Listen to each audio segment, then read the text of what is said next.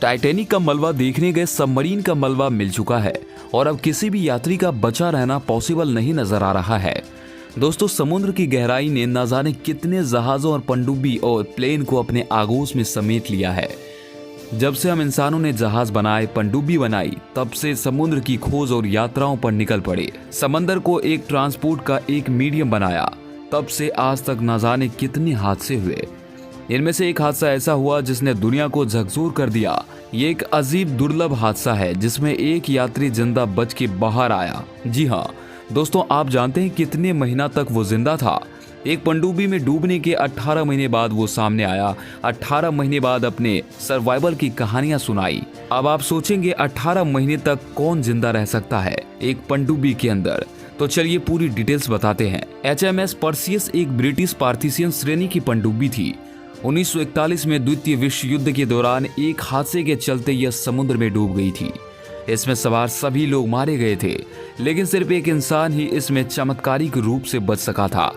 वो था John caps. वो भी पनडुब्बी के खो जाने के 18 महीने बाद दुनिया के सामने आया था। HMS पर्सियस एक सबमरीन थी जिसे ब्रिटिशर्स ने मिस्र के अलेक्जेंड्रिया को सौंपा था।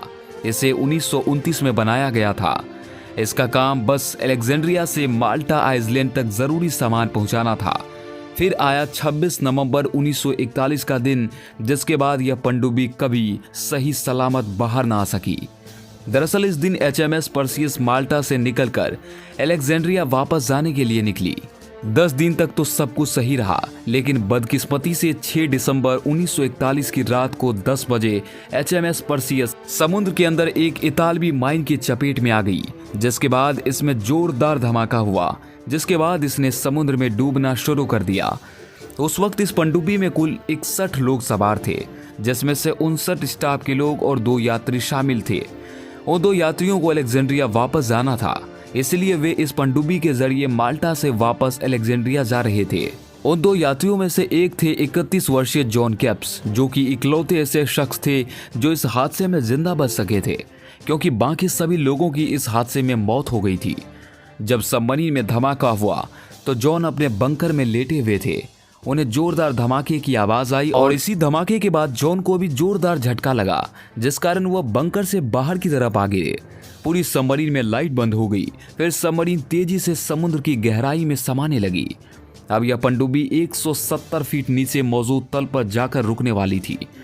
कैप्स ने सोचा कि उनके पास अभी भी मौका है इस सबमरीन से निकलने का। किस्मत से उनके हाथ एक टॉर्च लग गई। टॉर्च जलाते ही कैप्स ने देखा कि सबमरीन से ऑक्सीजन बाहर जा रही है और सबमरीन का खारा पानी उसमें भरता जा रहा है, वो भी बहुत ही तेजी के साथ। लाशों के ऊपर से निकलते हुए इंजन तक पहुंचे कैप्स सबमरीन से बाहर निकलने की उम्मीद में कैप्स करीब 24 लाशों के ऊपर पैर रखते हुए बाहर की तरफ निकलने लगे। वो इंजन रूम तक पहुंचे। उन्हें जाना तो उससे भी आगे था, लेकिन वो इससे आगे जा नहीं सके, क्योंकि वो उसके आगे का गेट खोलते तो पानी एकदम से पनडुब्बी के अंदर आ जाता और उनकी मौत तभी हो जाती। तभी उन्हें स्टाफ के 3 लोग मिले जो उस समय जिंदा बचे हुए थे। कैप्स उनके साथ एस्केप चैम्बर तक जाने के लिए निकले। इस चैम्बर से उन्हें एस्केप सूट मिले। चारों ने वे सूट पहन लिए, लेकिन यहाँ एक दिक्कत थी। दरअसल इन सूट्स को 100 फीट की गहराई से बाहर निकलने के लिए बनाया गया था। इससे नीचे अगर कोई फंसा तो ये सूट्स काम नहीं करेंगे, क्योंकि इनके अंदर उतनी ऑक्सीजन भरी हुई थी। 170 फीट नीचे थी सबमरीन। सबमरीन के रीडिंग के हिसाब से उनकी पनडुब्बी 270 फीट नीचे थी, लेकिन वो रीडिंग गलत थी। असल में यह पनडुब्बी 170 फीट नीचे थे। टेक्निकल प्रॉब्लम की वजह से रीडिंग गलत दिख रही थी। अब चारों को यह टेंशन हो गई कि वे 100 फीट के बाद कैसे और ऊपर आ जा सकेंगे, क्योंकि तब तक वो एस्केप सूट्स की ऑक्सीजन भी खत्म हो जाएगी। लेकिन उन्होंने रिस्क लेते हुए यह तय कर लिया कि वे बाहर निकलने की कोशिश करेंगे, बाकी जो होगा वो देखा जाएगा। चारों ने बाहर निकलने से पहले शराब के घूंट मारे, फिर वहां से बाहर निकल पड़े। लेकिन आगे पानी का दबाव इतना था कि ऐसा लग रहा था मानो उनकी हड्डियां टूट रही हो। बावजूद उसके वे चारों आगे बढ़ते रहे। शरीर ने दे दिया था जवाब, फिर भी तैरते रहे जॉन। लेकिन धीरे धीरे वो दबाव इतना बढ़ा कि 3 लोगों के शरीर ने उनका साथ छोड़ दिया और वे डूबकर मर गए। वही ना जाने कैसे, लेकिन जॉन किसी तरह सतह पर जा पहुंचे। जैसे ही वे सतह पर पहुंचे, उनके शरीर में भयानक दर्द उठा। वे अपने हाथ पांव तक नहीं हिला पा रहे थे। लेकिन उन्हें खुशी थी कि वे ऊपर तक आ गए थे। तभी उन्होंने पास की एक पहाड़ी को देखा। वो उनसे बस 5 मील की दूरी पर थे। उन्होंने हिम्मत नहीं हारी और हाथ पैर मारते हुए जैसे तैसे करते वहां पहुंच गए। वो समुद्र के किनारे आते ही बेहोश हो गए। कुछ समय बाद ग्रीक मछुआरों ने उन्हें देखा और तुरंत अपने घर ले गए। उस समय द्वितीय विश्व युद्ध के चलते उस पहाड़ी पर इतालवी सेना ने अपना कब्जा कर लिया था, जिस कारण कई दिन तक जॉन को मछुआरों के घर छुपकर रहना पड़ा। अगले 18 महीने तक जॉन इसी तरह वहां रहे। उनका वजन 30 किलोग्राम तक कम हो गया था। साथ ही उन्होंने अपने बालों का रंग भी बदलकर हल्का भूरा कर लिया था, ताकि वे लोकल लोगों जैसे ही दिखे और इतालवी सेना को ये न लगे कि ये किसी और देश के हैं, नहीं तो वे उन्हें जासूस समझकर मार सकती थे। 18 महीने बाद दुनिया के सामने आए जॉन। फिर 18 महीने बाद मई 1943 में एक मछुआरे की सहायता से जॉन कैफेलोनिया से एक जहाज में छुपते छुपाते तुर्की तक पहुंच गए। फिर वहां से वे आगे अलेक्जेंड्रिया पहुंचे। जॉन को फिर ब्रिटिश एम्पायर मेडल से सम्मानित किया गया, लेकिन कई लोगों का मानना था कि ऐसा हो पाना बिल्कुल असंभव है।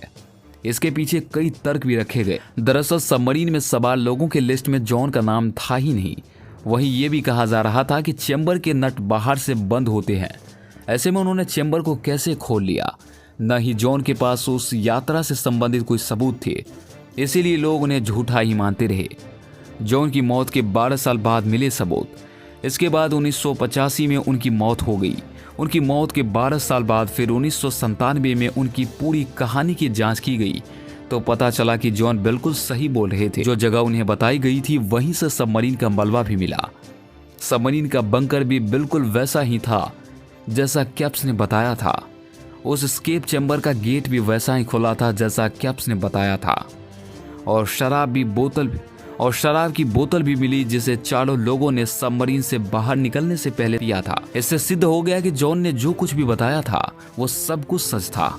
कैप्स की सच्चाई का सबसे बड़ा सबूत था वो मीटर, जिसमें तब भी 270 फीट ही लिखा हुआ था, जबकि वो गहराई 170 फीट थी। इसके बाद उन पर बहुत सी डॉक्यूमेंट्री भी बनाई गई, जिनमें से एक है द पर्सियस सर्वाइवर। इसे साल 2000 में बनाया गया था। दोस्तों, आशा करते हैं कि आज की जानकारी आपको बेहद पसंद आई होगी।